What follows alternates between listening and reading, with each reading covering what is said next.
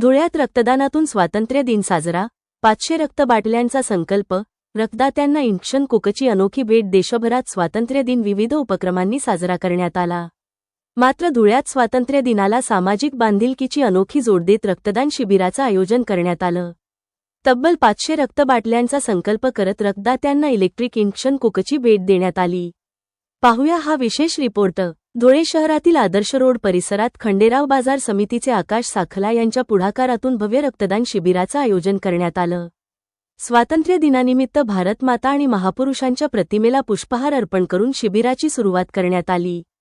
गेल्या 6 वर्षांपासून सामाजिक बांधिलकी जपत गरजू रुग्णांना रक्ताचा तुटवडा भासू नये या उद्देशाने हा उपक्रम सातत्याने राबवला जात आहे. यंदाही सकाळपासूनच रक्तदात्यांनी उत्स्फूर्त प्रतिसाद देत मोठी गर्दी केली. रक्तदान करणाऱ्या प्रत्येक रक्तदात्याला इलेक्ट्रिक इंजेक्शन कोकची भेट देत रक्तदानासाठी प्रोत्साहन देण्यात आलं.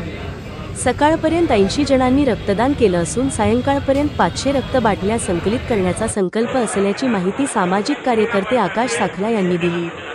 स्वातंत्र्य दिन केवळ ध्वजारोहणापुरता मर्यादित न ठेवता समाजोपयोगी कार्यातून साजरा करणारे या उपक्रमाचं सर्व स्तरांतून कौतुक होत असून यावेळी अनेक मान्यवरांनीही उपस्थिती लावली.